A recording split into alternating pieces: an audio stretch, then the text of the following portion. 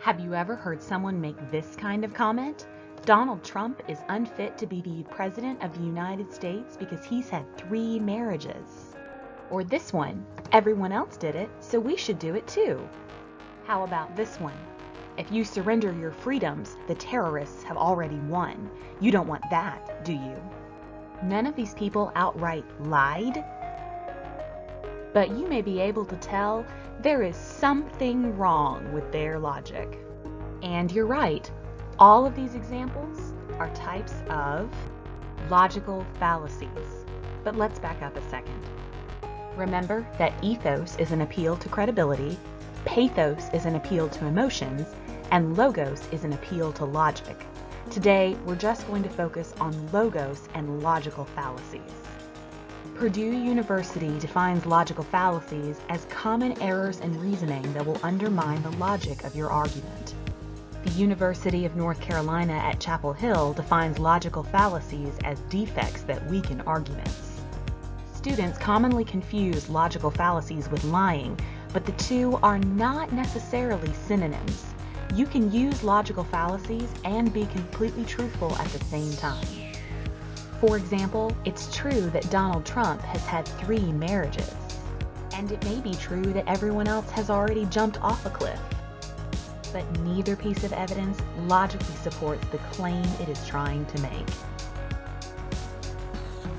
Therefore, looking for logical fallacies is not as straightforward as simply looking for lies. Logical fallacies are about errors in the way you use reasoning, usually not the reasoning itself. UNC Chapel Hill also makes 2 important points. First, fallacious arguments are very, very common and can be quite persuasive, at least to the casual reader or listener. You can find dozens of other examples of fallacious reasoning in newspapers, advertisements, and other sources. Second, it is sometimes hard to evaluate whether an argument is fallacious. An argument might be weak, somewhat strong, or very strong. An argument that has several stages or parts might have some strong sections and some weak ones. The goal of teaching fallacies, then, is not to teach you how to label arguments as fallacious or fallacy-free, but to help you look critically at your own arguments and move them away from the weak and towards the strong end of the continuum. This is why we are learning about logical fallacies. It's not just so you can point them out and label them when you see them. It's so that you can strengthen your arguments and your analytical skills. Therefore, I've grouped logical fallacies together by the type of error in logic they make. We have 3 groups: misplaced attack, problems with the source, and misrepresenting an argument. We'll start with misplaced attacks. Logical fallacies with misplaced attacks attack the wrong thing during an argument or debate. An ad hominem logical fallacy is a personal attack during an argument or debate, or when someone rejects or criticizes another person's point of view on the basis of personal characteristics, background, physical appearance, or other features irrelevant to the argument at issue. For example, claiming that Donald Trump is unfit to be the President of the United States because he's had 3 marriages is an ad hominem logical fallacy. Because even though it is true that Donald Trump has had 3 marriages, this background information is not related to politics or to the presidency. To avoid these logical fallacies, make sure to address the correct topic, not the speaker or anything else unrelated to the topic. Another kind of logical fallacy involves problems with the identified source of the information. In this kind of logical fallacy, there's some kind of issue with whatever you're citing. A bandwagon logical fallacy claims that popular issues are right. For example, a teenage boy might try to convince his reluctant friend to jump off a bridge by saying everyone else did it, so we should do it too. The problem with this logic is that just because something is popular does not make it true or even a good idea. Therefore, this is an example of bandwagon logical fallacy. To avoid these logical fallacies, make sure to identify a source that actually supports your claims. A final type of logical fallacy involves misrepresenting the entire argument. Misrepresenting the argument can happen in a few different ways, but one of the most common is the straw man argument. In a straw man argument, someone attacks a position that the opponent doesn't really hold. Instead of contending with the actual argument, he or she instead attacks the equivalent of a lifeless bundle of straw, an easily defeated effigy, which the opponent never intended upon defending anyway. In an argument on freedom versus safety, saying if you surrender your freedoms, the terrorists have already won, you don't want that, do you, is a straw man argument because it reduces the entire argument to an extreme point regarding terrorists. In this argument, nobody wants the terrorists to win. That's not the point of the argument. Therefore, this claim is only attacking a straw version of the original claim.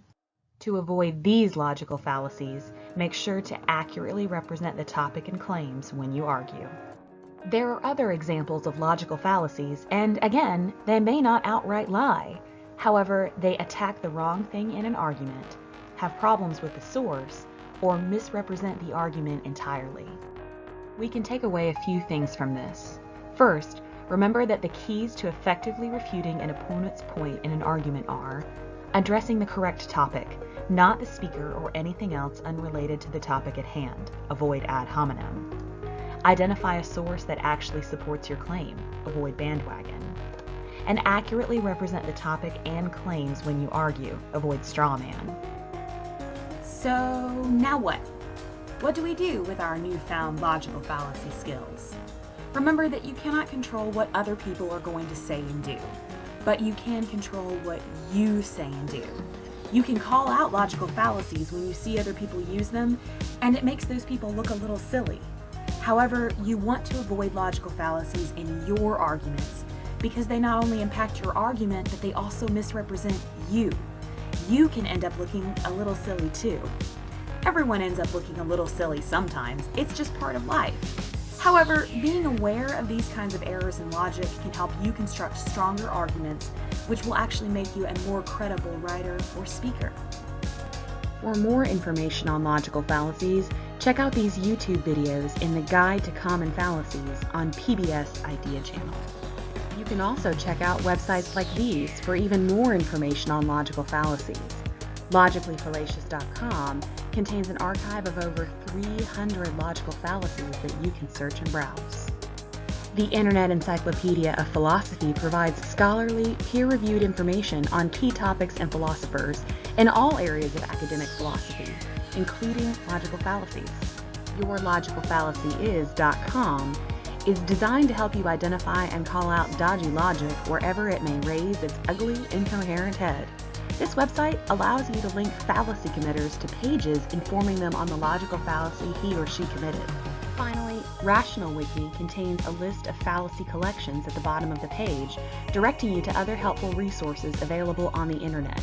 The catch with this resource is that it is developed by other users like you, and though the information provided is cited, always take such resources with a grain of salt.